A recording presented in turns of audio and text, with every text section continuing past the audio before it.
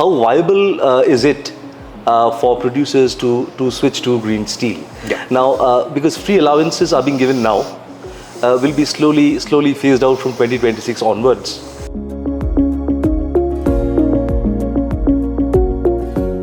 What, in your opinion, you feel are the main challenges when it comes to embracing green steel? Not in India, I'm talking about the global scenario. Yeah. At this point, of course, it's the cost. Right now, it is a bit more expensive to produce steel by using the low emission technologies. And that is, of course, partly because the cost of producing hydrogen, but it is also due to the fact that releasing carbon dioxide is too cheap. There should be a price on emissions, and so that's also the solution. We should have a good carbon pricing. That will mean that low emission production will be the best option. So with the functioning EU ETS and a carbon price of, say, for example, 75 to 80 euros per ton, how viable is it for producers to switch to green steel? Yeah. Now, because free allowances are being given now, will be slowly phased out from 2026 onwards. How long should it take for Europe to embrace green steel, provided that allowances are phased out very quickly? Yeah, excellent question, and it's really key to phase out the free allowances. The new green steel factories being planned right now, for instance in Sweden and Finland and in Germany and other European countries, they are their plans are based on the fact that the free allowances will be phased out because it takes 5 years to build a greenfield plant from scratch. So when the new plants that are now being planned, when they will be up and running, they will be in a regulatory environment in Europe where the competitors, the fossil production, is really faced with the cost of emissions. So now we are seeing this, especially after the Russia-Ukraine war and the kind of hyperinflation that we saw in the energy market. And also because the war is still continuing and there are sanctions on Russia. And of course, the availability of natural gas for the steel industry in Europe is quite tight. So considering this scenario, how do you think that, of course, steel costs naturally are going to go up? Many producers are finding it already unviable under different kinds of circumstances.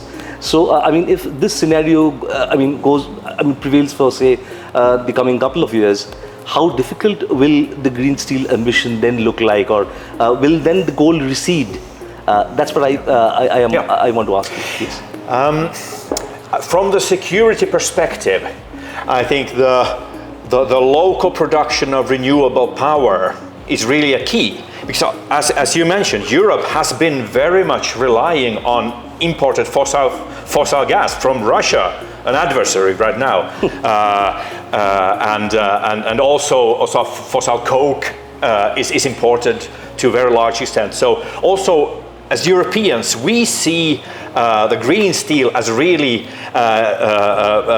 strengthening the strategic position that we can be reliant on domestic sources. And I think actually I heard the same comment today in the seminar and the high level part, and so it's also very relevant for India, because India also needs to import the fossil energy. So I think also for India it would be a good solution in the long run to invest in solar, wind power, and green hydrogen production based on domestic renewable sources. And I really want to emphasize the long perspective, because the politics change year by year.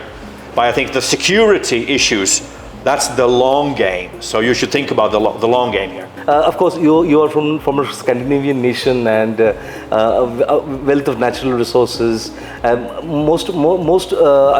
most valuable resource that Nordic nations have is, of course, renewable energy, and a lot of solar, a lot of wind capacity. Now, which brings me to my inevitable question that we have been talking about green steel. we've been talking about the classification of green steel, the definition of green steel, maybe monitoring emissions and what steel with what kind of a CO2 embedded in it, or what kind of a CO2 footprint can be called green steel. Now, different producers have access to different kinds of natural environments, natural resources. For example, Indian producers, they don't have access to renewable energy, or they don't have access to natural gas, which they have to import, or they don't, because it's still a developing nation. They don't have access to a wealth of ferrous and non-ferrous metal scrap to begin with. So what can be a standard or a definition of green steel across the board with companies having different kinds of natural availability of natural resources? Yes, that's a big and important question. Let me first react to one point in your introduction. I think India has a great potential in renewable power. I mean, the potential for solar and wind in this vast country with great potential. I mean, it's huge. So I think definitely that India can and could and should build the decarbonization strategy of the steel industry on renewable energy. I think it's possible. Then coming back to the benchmarks, it's very complicated, actually, in WWF, we have also explored the possibility to try to define a single global benchmark for our network, but when we are talking about low emission steel, green steel, so forth. But we took a step backward, because we right now, and I think right now it's not very important. It's not necessary to have a global standard, one single standard, because the difference, there are so many big crucial differences. You mentioned also scrap availability is of course a key issue.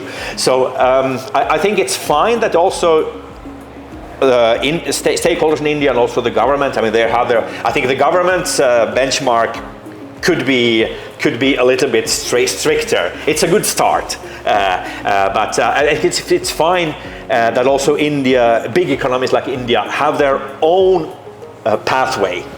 But then yes, I'm trying to answer it also, to give an answer. We have the global, we have some global standards like the responsible steel.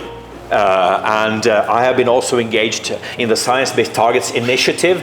So kind of, it's quite clear that by 2050, the global average should be around 100 kilos of CO2 per ton, which is a lot less than now. But in the coming, let's say in the coming decades, I think something like 500 kilos, 0.5 tons of carbon dioxide per ton of steel is kind of something that I think all stakeholders should aim at.